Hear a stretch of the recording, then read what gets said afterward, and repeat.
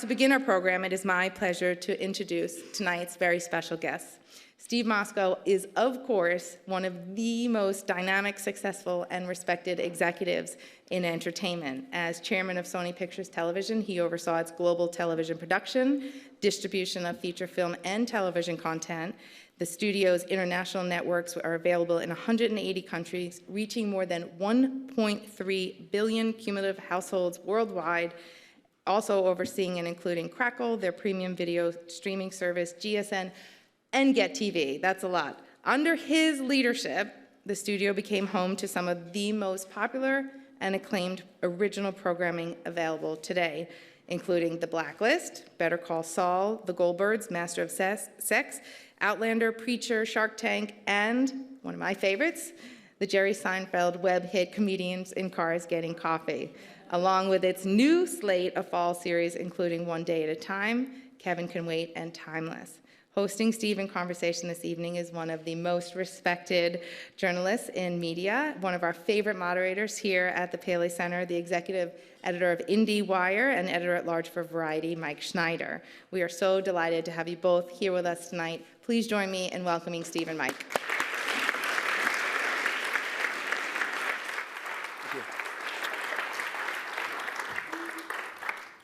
So first off, I understand you're actually going to be conducting the tour on the art history of Outlander in the coming weeks. So a little time on your hands now? Got time on my hands. I actually went, it's not that funny. I love her already, though. It's like a plant. No, actually, I went over to Scotland and saw them tape last season. It's broken up, but the costuming on that show it's so precise, and Chris and all the folks, the stars were, I mean, you see the exquisite costumes, it's all amazing stuff. They have warehouses of it also. It's a great exhibit. Did you have to write a whole new set of questions last night? Did that bug you? Like, what happened? I've known you for a long time. Well, I'm sure, like, you're there, okay, I'm going to ask him about this, I'm going to ask him about that. And all very precise production questions. Now it's like, holy well, cow. you know, I called you last night. I said, "We still doing this?" But you're still doing this. So you know, my wife and daughter went out, so I had to come. You had nothing else to do tonight. So, well, so elephant in the room time. What happened? Why yesterday? Why the announcement? Where'd this come from? You know, it's been brewing for a while. I mean, the great thing is I've been at Sony for 24 years. And prior to that, I actually had a career in television, ran TV stations for 13, done this for 24. And, you know, if you had said to me back in the day, when 16 years ago, we were hat in hand, that I'd be sitting here today with 40 plus shows and the quality of the shows you just saw, I never would have believed it. And it's just been an amazing run. And I just turned 60. I think I told you the headline that I got a call from Joel McHale, and he goes, "I just read the headline." I go, "What headline?" He goes, "You're 60?" You jerk. I said, "Now I'm not getting you that television you wanted." Yeah. It's the hair. It's a hacking joke. You still have the good hair, though, so that's it. No, but you know, it was just a really good time to take a step back and decide what to do the next 5 to 10 years. And it's a nice thing when you've built an organization to where it is today, and to be able to take a look at it and say, I'm proud of the work, I built a great team, and it's time to do something different. And the thing that's been great about it is, over the last 24 hours, I think my thoughts that there could be other opportunities have kind of popped up. So it's an interesting time. But I'm extraordinarily proud of the work that was done there. It's an amazing, amazing group of people at Sony. And, you know, and it's, like I said, it was time. In life, if you're not 100% in on something, you really just need to take a deep breath and figure it out. So. But you were negotiating. You were talking about continuing on. Did you're saying that? You're saying that. I'm not saying that. Yeah. Word on the street is you were talking about continuing. You're always going through times where you're in a process of something, and you kind of look and say, you know what, it's time to do something different. And that was all, again, it's not worth commenting on what people speculate in terms of that stuff, so. Well, I did want to ask you, because you've read the accounts today, I didn't read anything. That's a lie, first off. But there have been reports that there's been some infighting, that maybe just, at some point, maybe you and Michael Linton weren't getting along anymore. Can you talk about that? Sure. You know, I've worked with Michael. We've worked together for 13 years. I've never worked for anybody for 13 years. Michael and I, you know, he came to the company when I was already there. And, you know, working with him, we've had a pretty good run together. And the thing about working with him is he gave me complete autonomy, which you don't find very often. And, you know, he gave us the opportunity to do certain things. The one story, which is well documented, which is kind of funny, when we did when we were doing Breaking Bad, he, along with 99.9% of the population, said, "That is the worst idea I've ever heard." And I'll never forget, we were in the green light meeting, and I think Bryan Cranston told the story, and it's absolutely true, because we told him. But we're in the meeting, we're talking about, we have this document that talks, it's our P&L, and he, looking at it, he goes, Michael says, "So this is, wait, let me get this straight. It's about a show about a guy with terminal cancer that starts dealing crystal meth, blah, blah, blah." And, okay. Well, who's the star? Bryan Cranston. Well, Bryan Cranston, the guy from Malcolm in the Middle. Yeah, like that Bryan Cranston. Okay, well, what network's it on? And we said, well, it's on AMC. He goes, AMC? Well, that's like a movie channel. He said, yeah, they're going to get in the original shows, you know, and they got this other one we're doing. I mean, we had no clue that other show was Mad Men. I mean, we looked like geniuses afterwards, because everybody said, how did you know Mad Men was going to be your, you know? So he looked at us, okay, you know. And the key point there is he didn't say you couldn't do it. Mm-hmm. So, look, you know what? People can believe what they want to believe. I can just tell you we built an amazing 13-year organization, and it's in great shape going forward. Well, one of the things is, you know, Sony TV has really driven that company for the past couple of years. And I know you've been frustrated that maybe TV didn't get its due. Right. And you know, that's kind of truth throughout Hollywood. But inside the corporation, you kind of felt like TV got short shrift, even though it was contributing the lion's share of the bottom line.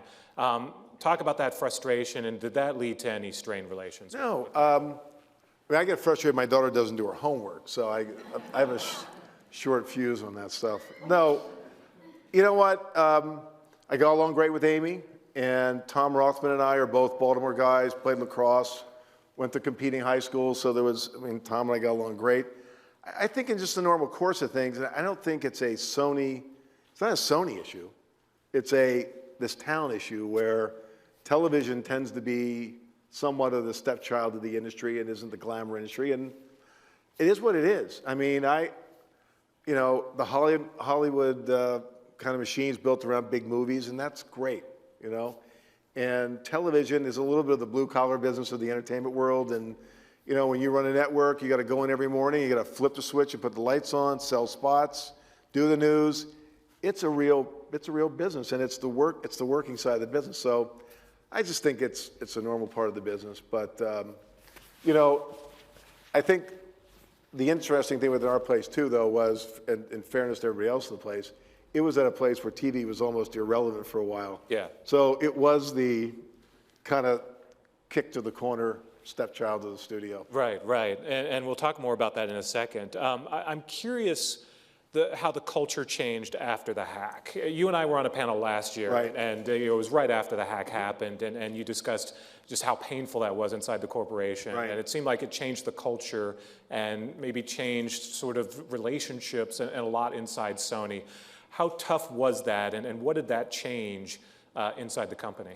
Yeah, I think a lot of people wanted to believe, because there was obviously a lot of things that were put out, and it was hard at the time to really understand why we were at one point going through this very difficult time where someone was, you know, got our stuff, and then there were parts of the town that were printing it and kind of ha-ha.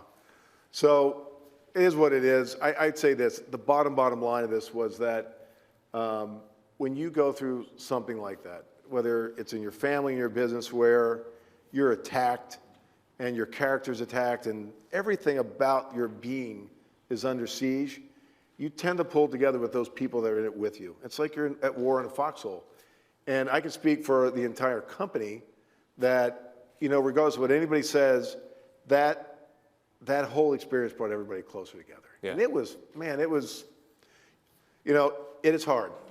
And, you know, at the time it was like, I talked to somebody and they said, well, you think you're the only one being hacked, but there's two types of people in the world: those who know they've been hacked and those that don't know they've been hacked.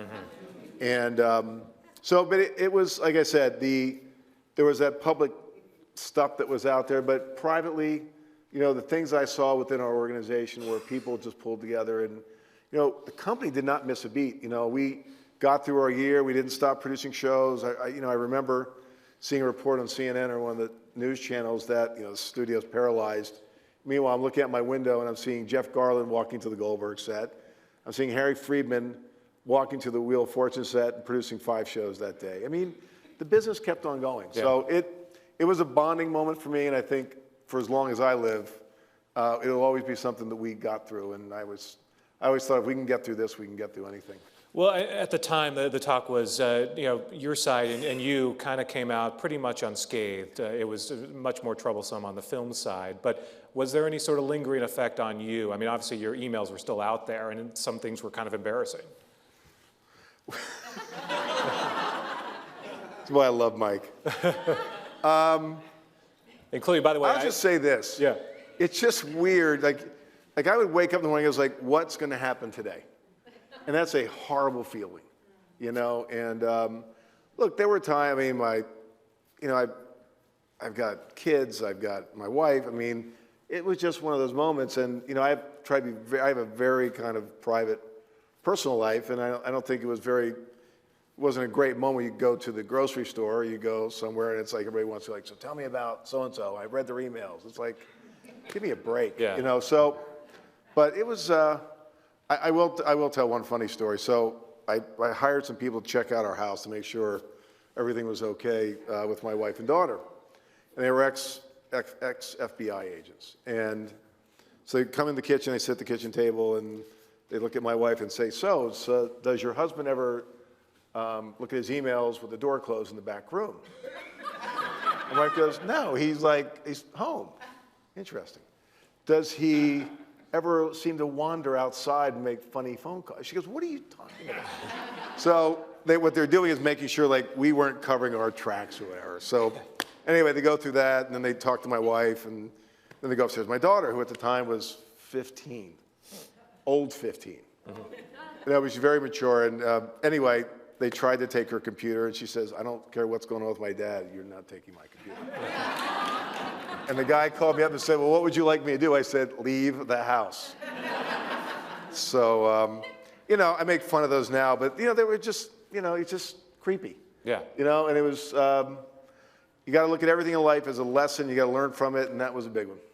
Yeah, I mean, I think there's a number of us who probably... Is there anything else you got in that list of questions? I was going to say, there's probably a number of us who looked up our names, and there was even a couple of emails I sent you about asking if Justin Lin was going to direct the Community movie. Yeah, that's right. So he was for a minute. He was for a minute. Well, let's go back to the sort of what changed things at Sony in the early 2000s was when Howard Stringer decided in 2001 to get out of the TV business. Right. And at the time, you were heading up syndication. There was a whole team there that sort of was let go once Stringer decided he wanted to be out of domestic. They weren't let go until he brought me in, but that's... Yeah. Well, either way, it happened. And for a while, it looked like, in response kind of to the changing world. Even at the time, there were issues of, self-dealing. The networks were truly going in-house, and everyone could sort of see the future, and it was going to be really tough to be an independent producer, an independent studio in the modern age. But it wasn't too long before you guys kind of pushed back and changed that. But talk about that moment, and would you say that was maybe the darkest hour of Sony television? Well, I do remember and I rarely do this, but I had to take my daughter to school, and I get a call from Howard, and he said, we're shutting down the TV business, you're in charge. And I said, okay, I'm not quite sure what that means. He said, yeah, just run the thing, just fix it. I said, okay. Well, then I find out in Variety, and I can't remember, Dick might know the exact quote, but the exact quote was something like, we're getting out of the TV business. But he didn't, years later he told me he didn't mean it that way. And what he meant was we're getting it out of the TV business the way it currently existed. So anyway, it was oddly, it was a very, very dark moment because we had to merge at the time these two big domestic businesses One was the syndication business, and one was the, you know, the U.S. network business. And at the time, and it was right, you know, right before the networks could own the programming, and, you know, and they were doing 23 pilots. Put those together, and I think at the time we laid off about a third of the workforce, combined the organizations, and tried to do it a different way. And I'll be honest with you, at the time I said that, I really wasn't quite sure what I meant, but I knew that we couldn't do it the way that it was being done. Yeah. So, and the interesting thing at the time was, as we kind of wiggled our way back into it, and it's hard to believe at that time this wasn't already happening, but no one was doing scripted programming on basic cable networks. They were all doing reruns. Right. And I think we were the first the show that Warner Brothers did, Surgery, but we did Strong Medicine, and we started getting into this business, and you know, we were the first studio to do it, and it really just that was the moment. And The Shield was really the big moment that kind of got the momentum going, and Damages and all these shows. We had a great relationship with the folks at FX and Peter Liguori, and yeah, because the one thing led to another. Major studios at the time weren't really producing for cable. The original cable shows were mostly smaller production companies that were being handled. So yeah, and what was interesting is we didn't know what we didn't know. So we were doing these shows for basic cable, and I'll never forget this, that I had other studio people call me and say, why would you make those shows for cable if there's no money in it? And not knowing anything, I said, well, what are you talking about? There's like movie star casts. They're great writers. You're guaranteed that 13 episodes are going to run. They're going to put $10 million against promotion. And they look as good as a network show where there's a lot more uncertainty. Why wouldn't they go for as much money? Right. So we trained ourselves, our sales teams internationally and what have you, to really make these shows feel as big as the broadcast network shows, and they were. And yeah, because back then the gospel was you needed 100 episodes. It was going to take forever with cable. International output deals weren't going to accept cable shows. Cable shows, that's correct. They were going for about 50 cents or less, 50 cents on the dollar. And there's no off-net. There's just nothing for cable. Right. So that was a gamble at the time. It was a huge gamble. It was the only choice we had. Because we really couldn't, at the time, the cable budgets were they weren't as big as the broadcast networks. The deficits weren't as huge. It was really our only step. But we looked smart because it was the business we could get in, and we looked like we were pioneers. Yeah, so we took the compliment. Well, you know, you guys were always sitting on that sweet, sweet Seinfeld off-net cash, right? So. Well, it's interesting because as you look at these different studios, I mean, it is true we started from scratch. But at the time that someone told me when I took this job, they said, there's three things you got to remember. He said, you can make all the nice shows you want to make, but protect three things: Seinfeld, the soap operas, and Wheel of Fortune and Jeopardy. And I said, that's really good advice. And here we are, 16 years later. Days of Our Lives are still on NBC. Y&R is still on CBS. And everybody and their mother gave up on daytime serialized soap operas. We fought like hell to keep them on. They're still in the air. Wheel of Fortune, Jeopardy today are they would rank as top 20. Jeff would know the answer to this. The top 20 shows every day. I mean, if you rank them, they reach that many people. And Seinfeld, it's incredible. I was talking to Jerry today. The Hulu audience. I mean, first of all, it's on syndication. It's in syndication still. And it's going to be the honeymooners. It's going to be on from now till we're all dead. Yeah, what cycle is it now? I don't even know. Sixth. But, and it's still on TBS, and it's on Hulu. But the Hulu audience, and you know, in talking to Jerry, like he travels around the country and does stand-up still, and he's phenomenal. He says that these kids come up to him, or teenagers, and talk about how they see the shows on Hulu. And we believe it's great because it's just, I mean, the Seinfeld, the show just lives and lives and lives, and people love to watch it, and never gets old. But it's great that this new generation is coming onto it, and it is absolutely the most bingeable show ever. I mean, you start watching, man, it's like you're eating cotton candy. It's like you just want to keep watching. They go, I didn't realize that was the episode George was at the Yank, so. Yeah, what's the most recent dollar figure on what that show has raked in over the years? It's a lot. I don't know. It's a lot, but it's you know, I'll say this.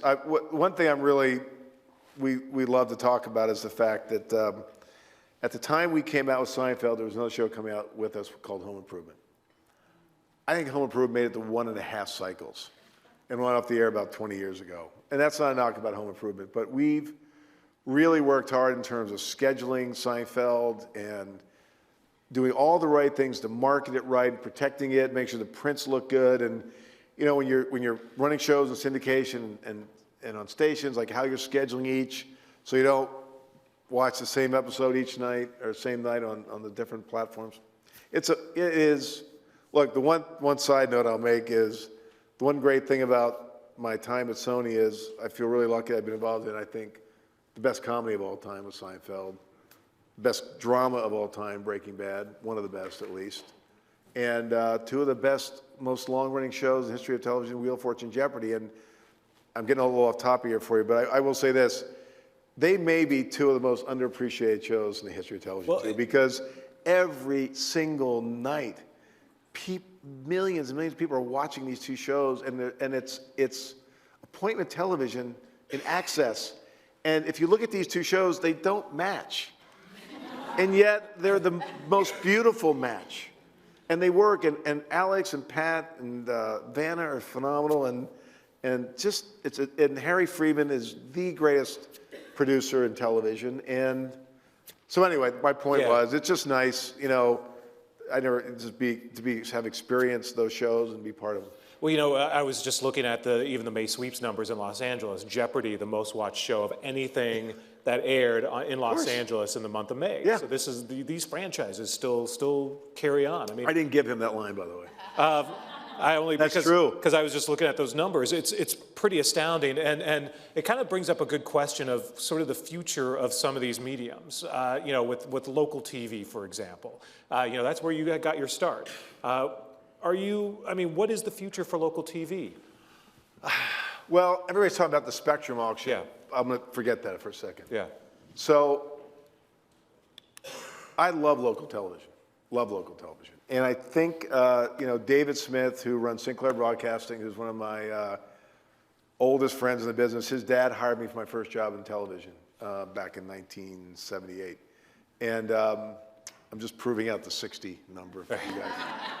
But yeah, so what's great about local television is it is unique to the market. So with all the Netflix of the world, like all these great platforms to get content, what local television can do is really unique to the community. And look, I think there are people like David who are trying to do innovative things, and I think there are others in the broadcast business that treat it like it's not the sexy business and kind of Xing out the days to retirement and just letting these things rot.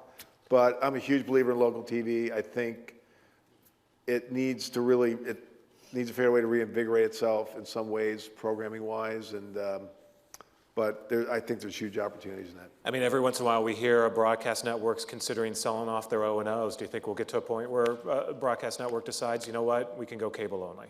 We just don't need to do this anymore. I mean, or even, you know, who needs to even be cable only at this point? It's certainly a possibility, but, you know, controlling those local stations and the news in that market's still a pretty powerful thing. Yeah, so. Yeah. But what about syndication in general? You know, it's already, you know, a long way from... Where is general? I'm familiar with that. But you know, we're a long way away from the glory days of Natby and those soft cushion carpets and Wolfgang Puck serving great lunches in the Sony booth in New Orleans. God, those were the good old days, weren't they? Those were the good old days. I remember, now I'm going to sound like an old man when I say this, but back in the early 90s, when everybody familiar with Natby used to be a programming convention local stations would go to. In the day, there was like, it felt like there was money just pouring into this convention. Everybody had, you know, King World and Paramount, the big booths, and we had a big booth. But the one year we had Wolfgang Puck serve pizza. Now, well, I hope Wolfgang would get mad at me on this. But anyway, you know, I said, my God, Wolfgang Puck's going to serve pizza. Well, I look in the back, and he's like taking it out of the package and putting it on the thing. And I'm going, it's still pretty damn good. Right. But he went to Costco. But he went to Costco. No, but he did. But we had Wolfgang Puck in our booth, like cooking. Like they had a stove and they were cooking. Yeah. To think about today is so absurd. but we did it. Yeah, yeah. And the other thing was, God bless him, lost my buddy Gary Shandling this year, and I was going through some old pictures, and there was a picture of Gary at the booth when we were selling the Larry Sanders Show. But I'm looking in the background, it's like Seinfeld and the cast of Married with Children and Gary Shandling. I'm looking like, these people actually showed up at this thing. I mean, they were events. I mean, it was an amazing taking thing. photos with station managers. And Oprah was there. Yeah, yeah. Now we sound old. But so now that we've gone down our old man road. So what's going on with syndication? Is there, what is syndication? At this point, is it just a small sort of legacy business? No, it's still big business. But the problem is that if you look at the time periods, like Wheel of Fortune, Jeopardy have been around forever. They're locked in. E.T. Insider, Access Hollywood, Extra. The big time periods, Ellen, Dr. Phil, Judge Judy, they're locked in with established shows. So from that standpoint, the syndication business is great. The problem is that just leaves some of these middle time periods, and it's just hard to really invest a lot of money if you're an independent studio in those time periods. Yeah. And but you know what? We have Dr. Oz, and it's doing fine, and the ratings aren't what they once were for any of these daytime shows, but you have to produce them in a way where they're efficient and you can make money through, not only selling 30-second spots, but doing product integrations. Well, there were also so many disappointments in recent years with big talent, big names that came back. They were going to do a talk show. We still see one or two every year, but it does feel like people pulled back a little bit. Yes. Are they getting smarter now and realizing that just because you have a big name who maybe has even done it before, doesn't mean that it's necessarily going to do well? We've had plenty of those. Yeah. We just had one, Queen Latifah. Yeah. I thought it would be a slam dunk or close to it, and for whatever reason, a lot of reasons, it just didn't fly. But it's people. You're right. People are not as willing to take the big bets as they used to, but they're trying. Yeah. But I think there's still an opportunity. You just have to produce it at the price. So broadcast networks. Going back to what happened in 2001 with you guys, I mean, one of the reasons why Sony pulled back a bit was the feeling that the traditional production model didn't work and vertical integration. But strangely enough, there's still a pilot season. We still just came off the upfronts. It's 2016. It's still a $9 billion industry, but at the same time, in talking to folks even a couple weeks ago in New York, it just felt like, I can't believe we're still doing this. That to some degree, as much as things have changed, are you surprised at how much things have stayed the same? Well, I think they're starting to change. I think, you saw it at the NBC upfront where they put their presentations together. Yeah. As long as there's advertising money to spend, I think you're going to always see those upfronts.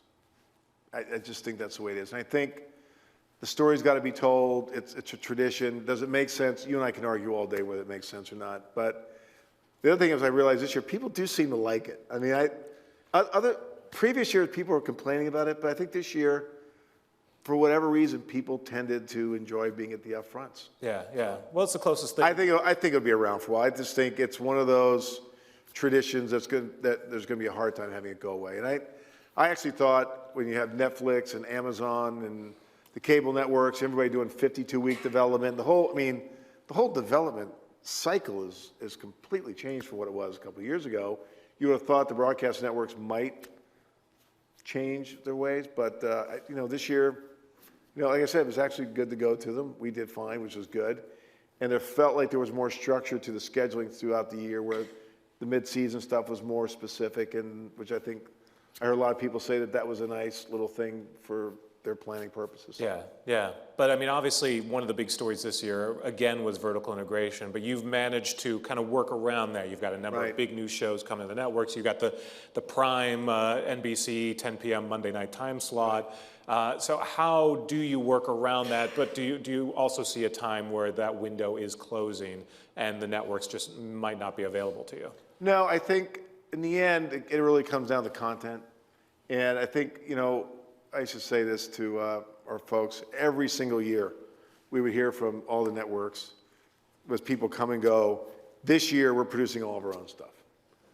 And, this year we had a phenomenal year. We got 3 of the best time slots on network television. And the way you're able to do that is you hire the best creative talent. Because at the end of the day, what trumps everything is content. And regardless of what, whatever the networks say, and by the way, we don't argue with them. It's like, okay, we hear you, we have to work harder.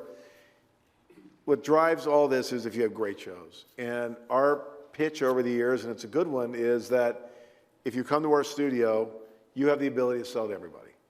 And that means broadcast networks, cable, we're one of the largest suppliers of original content for OTT platforms. So they're producing for everybody. So you get them in the tent, they start producing network shows, and hopefully you get some hits. But at the end of the day, the deals always have to be right, but it's hard for a network to walk away from a hit show. What they believe to be a hit show. Yeah. Although we've seen in recent years, when there does seem to be a shuffle at a network or studio, it's because there's not enough vertical integration at said network or studio. So, OTT. So you've been doing this with Netflix for a while now, with quite a few shows. How's that relationship evolved? And are you getting a better sense now from Netflix on how those shows perform, or are they still just a closed book in terms of giving you any stats or data or ratings or any sort? It's tricky. I mean, I wouldn't say we have all the data. I mean, I think we monitor social media pretty heavily to really get a sense of how we think the show is doing. Bloodline, for example, this weekend, which by the way is fantastic this year. You track, you can get a sense of how it's doing, but it's, I mean, it is what it is. I know the frustration there, and actually Vulture wrote a great story recently about sort of some of the knocks on Netflix and sort of talent relations, is that because you don't know really how it's doing, that sort of mucks up your negotiations with talent, with producers, with stars, because you don't have a base to kind of work off of. Yeah. You don't have specific data, and this is going to sound like, talking from the gut. You just kind of know. Yeah. I mean, there's enough social media interaction. There's enough out there to really get a sense what's got heat and what doesn't. The other thing about those shows, too, is, when it gets to the awards, there could be a show that ratings-wise is nothing, but is the darling of the award shows. And that's important, to those guys, too, so. It's a mixed bag. Do you ever, though, sit and wonder, like, is this gravy train going to end, this Netflix train? At some point, no. Don't they have to pay for this stuff? No. You know what? Well, let me say it this way. We're always paying attention to everybody, not just Netflix, on that kind of thing. I think the way we built our business is pretty simple, and if you think about how you manage money, if you think of the broadcast networks, it's high risk, high reward. So that's the high flying stock. It could fly off the charts, or the bottom could drop out. And that's, that going in. Cable business it's a safe bet. Normally you're going to get all your episodes run. It's going to get great promotion. They're very selective in how many pilots they make. And the odds are pretty good that, they're going to get behind it, it'll work, and you get season 2 and those things. So it's more predictable. And then the OTT space is, I would say, more like a bond, where your back end's predictable. It is what it is, and like I said, it's predictable. So as you look at the program, from our standpoint, we look at the business. It's really easy to manage how you do all these things creatively, and how you manage the financial piece of it by understanding what each one can deliver back to you in a hit or miss scenario. So. Well, I know, and I think I've asked you this before, but the concern sometimes with some network execs is that did they let the fox into the hen house? Sure, that's sweet back end money from Netflix, but did they also give up their IP, their future by handing this over to their competitor? Right. I think they're all thinking about that now. Yeah. Yeah. I mean, I think that. When you're in a business where you're looking at quarter-by-quarter results and year-by-year results and thinking that way, some of those deals look pretty attractive. Yeah, if you're thinking how to protect long-term assets, it might look another way. So it really depends on the strategy of the company. And, what's going to be interesting, though, is I think early days, you saw Hulu and you saw Amazon and you saw Netflix were really dependent more on, I'd say, second cycle off network type programming, but now they're really more in the original business. So they may not have that issue anymore. Let me ask you about Yahoo, because that changed fast. That went bad so fast. What happened? Talking about Community? Yeah, I mean, Community was great for you guys, not so great for them, and quickly kind of, I mean, did they just overextend themselves? Were they, you know, was there a little bit of hubris there in thinking that they could launch this thing, you know, overnight with one show and then didn't want to stick with it when they didn't immediately see results? Or what do you think I happened don't know. there? The party was too big at South by Southwest, that's all I know. I mean, they I went there and went, wow, their expectations must be really high. well, their expectations were super high. They expected Emmy nominations. They thought that they were just going to, you know, create an entire channel. This isn't as based off easy of as it this. looks. It's not.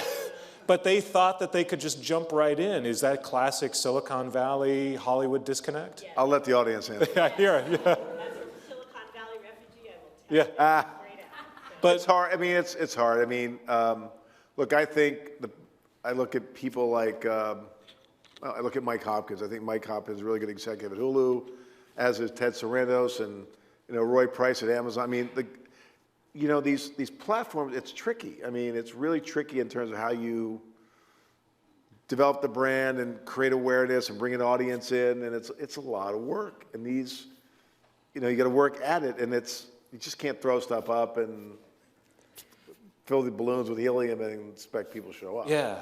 But you must have, even at the time, been cashing those checks thinking, We took the money. "Okay." What were we going to do? Say no? And by By the way, here's the other thing about that. We love that show. yeah.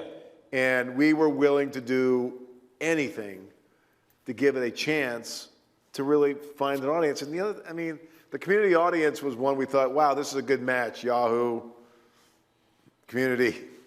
Yeah. And the thing is, you know, it actually was great for the show because the show managed to, like, complete budget. It had some marketing. Yes. I mean, it was a fantastic It was final a good season for that It was show. a good effort. So, Don't shoot the messenger. what about Powers? So that's coming back for season 2. Yep. So on PlayStation. Now that's an interesting sort of you know, working with your sister company Mm-hmm. there. And what did you learn from season 1? How'd that work? And do you feel like there was much exposure because it was, you know, specifically? Yeah, for no, PlayStation? they were happy with it. I think the most important lesson of all was, you know, working within the company in a creative process. And, you know, everybody was being polite and doing all the right things, and it came out fine. And I think year 2, we took the learning lessons of how to really work on the creative and give good notes and come up with something that really fit the demographic of PlayStation. Probably more accurately was, you know, the big deal. But no, happy. We want to do more, and they will do more. Yeah, yeah. Well, let's kind of go through sort of the lightning round now. Since this has kind of become a little bit of an exit interview of sorts, I suppose. Okay, let me just be clear. Has that Let me hat be made clear. it all the way Let me- around yet? Let me be clear at this. I'm not going away. So Yeah. I'm just changing addresses possibly. Well, I was going to say that for the last question. I'm not going to but- become a director. Nice. Inside joke. I didn't mean it. Not so inside. I hope most of you guys got that. But is there anything you can talk about yet in terms of what's No, next? not yet. Just And what you want to do? Digital? Do you want to do something completely different? Do you want to stick in this world? I think no. I'm keeping my mind wide open to, you know, a lot of different opportunities. I love television. As a kid growing up, I loved television. I never dreamed in my life I'd be sitting in front of a group like this and talking about the shows we produce and all those other things. And but what makes it just exciting to be in it now is that it's just so many ways to produce content, so many ways to get to the consumer. It's a lot of things happening. So we'll see. I'm just going to take a quick step back and see what's out there and see how gravity takes place. And Would you maybe want to partner with someone? Is there a sort of is that an offer? an old buddy? We are hiring at IndieWire. You may have to take a pay cut. It is journalism, but send me your writing samples. I don't. The answer is I'm going to wait and see how. Yeah. It's still like I said. I've had. It's just been the people at Sony have been great, and it's. You know, I love all of them, and it's a great group of people. So How long are you going to stick around there before you kind of break out and do something new, different. That's why I'm here tonight. Yep. You know what? Here's the thing. You need to know when it's time to kind of move along. And there's a team in place, and these are guys that came up with me, and they're excellent, and they will do a great job. So you're a deal maker. So share some of your favorite deals, some of the big wins through the years that you're still kind of proud of. I'll tell you some of the most embarrassing stories. So I was sitting at my desk one day, and it was early days. It was back when we were trying to start a business up, and everybody talks about the scripted business, about how we had to get into it. And I was sitting at my desk, and I thought, I don't know, I saw an ad for Survivor or something. I said, we have to be in the reality business. So I literally picked up my phone. I called Mark Burnett's office, and I said, Steve Mosko, I'd like to see Mark. And they said, what's this about? I said, he'll know. For whatever reason, they scheduled a meeting. I go up to see him. I had a format book, and I said, hey, Mark, Steve. He goes, hi, I just got back to vacation. I said, this will take 2 minutes, Mark. Here's all of our formats. I got on my knee, and I said, I want to be in business with you. I don't need to make money. I just want to say I'm in business with Mark Burnett. Just get back to me as soon as you can. Find a format in there. And he came back with Dragon's Den, which then became Shark Tank. And we made a good deal. We actually do make money, so. But it was a good story. It was great. The other fun one was, we had heard that that Oprah was going to take Dr. Oz out. So for whatever reason, we weren't asked to participate in the beauty contest to pick syndicators. So I worked in Baltimore back in the late 70s, early 80s, and I met Oprah once, so I'm not going to get carried away with this. But I found out we weren't in it. I called her office, and I said, I'd like to come see you. I need 5 minutes. Flew to Chicago. I don't even think she came to the meeting. It was Tim Bennett, who was at Harpo at the time. I said, Tim, I want to bring my team of people out here to pitch you guys and really just prove to you why not only prove to you that we should be in the room, but we're the only place you should be with Dr. Oz. He says, if you want to come out, great, we'll take the meeting. So we load up. I brought 14 people, all of our direct reports. We got this big presentation, and everybody was in the room. I unfortunately sometimes have to run to the bathroom too many times because, as a kid, I always did that. So I go to the bathroom, and I'm ready to go, and the table's full, and I come back in the room, and I look at the end of the table, and it's Oprah, and she's in a bathrobe. I said, let's see what you got. So it was one of those surreal moments where you're either, putting your diapers on, or you're in full sales mode, and it was like one of those moments where I just felt the switch go off, and I just felt like I was floating above the ground, and it was just like me and Oprah. And I remember, I'll never forget, I said to, God bless her, Holly Jacobs, who was her first week on the job, and Holly oversees our unscripted program, and I said, Holly, you don't say an effing word until I tell you to talk. This is me and Oprah. She said, okay, whatever. So we go through the pitch, and I think we nailed it. We're going to get it. And she said, well, you're not obviously going to be my day-to-day person.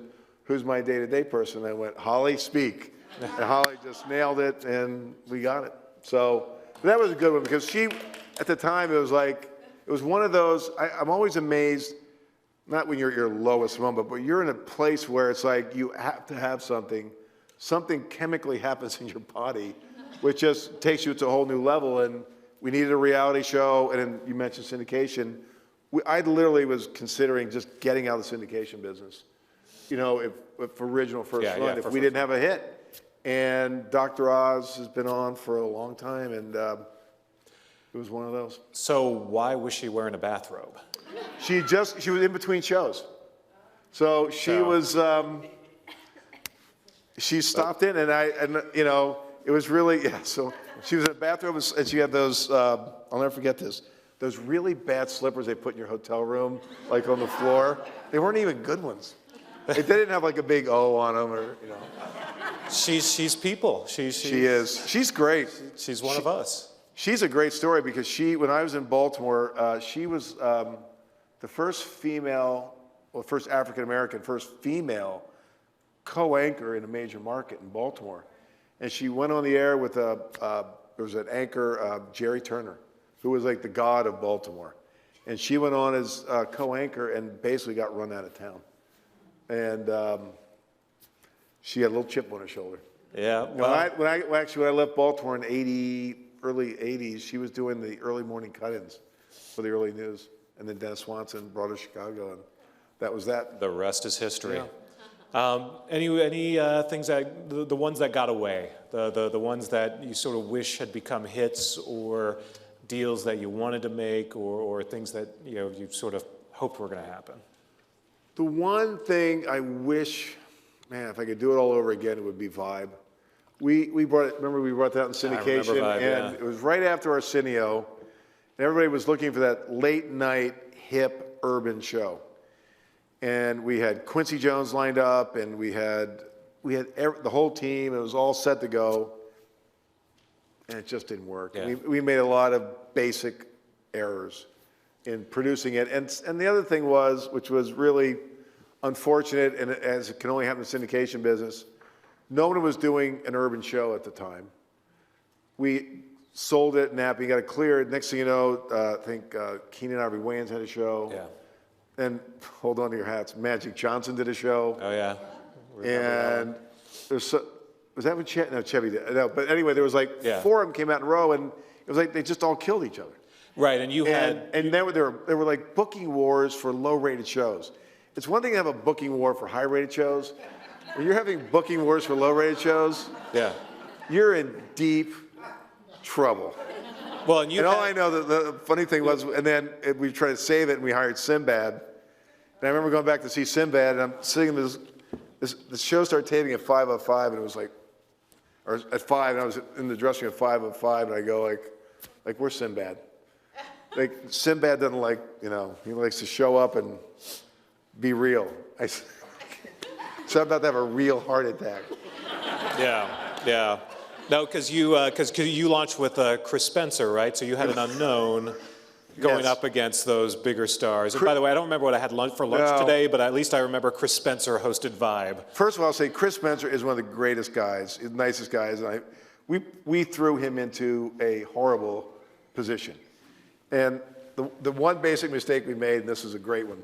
So the way these shows are shot today, they're shot in really small rooms. Like, if you go to these talk shows, they're really actually very intimate settings.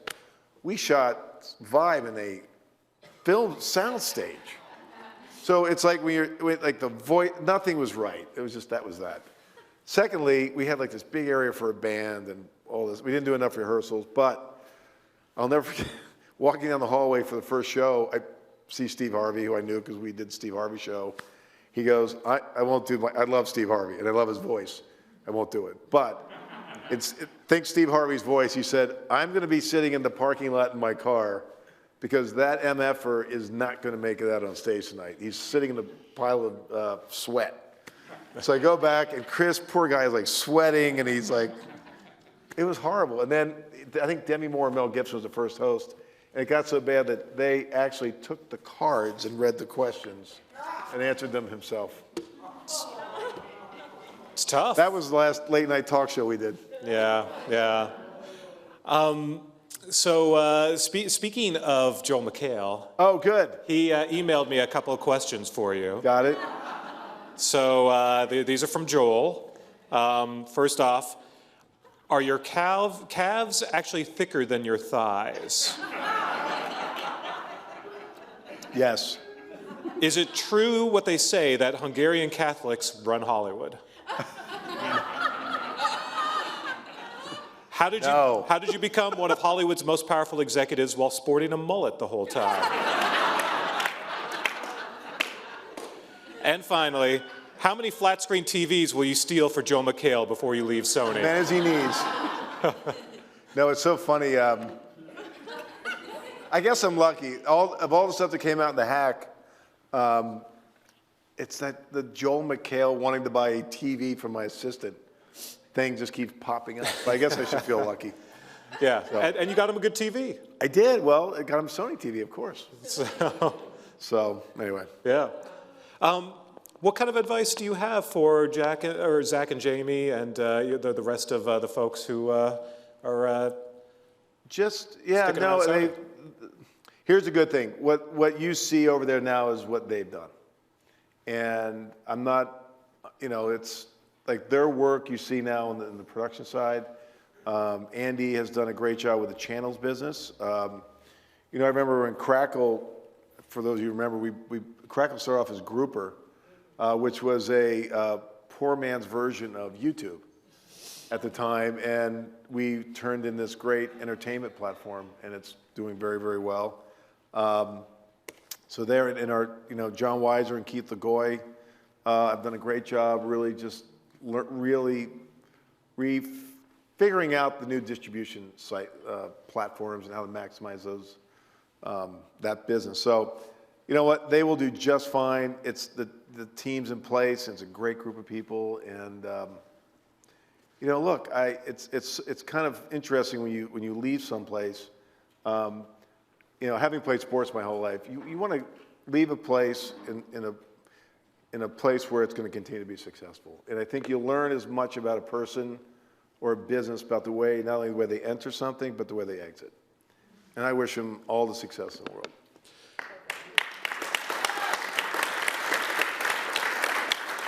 And you're not going to miss that commute, right? No, it's weird because so I get up at 4 in the morning to go work out, and my wife said to me, "Don't set the alarm." This was last night because I wasn't going to go in. She goes, "You're not getting up tomorrow." I said, "You know what? This is how stupid I am." I said, "I am going to keep my routine and wake up the exact same time and do the exact same thing because I want to be ready." So I've been doing it my whole life, whole adult life. So I'm not about to go soft. So yeah, I'm going to keep the same routine. All right, we'll be waiting and looking forward to what's next. So keep us informed, and thank you very much. Thank you for doing it. Maureen, thank you.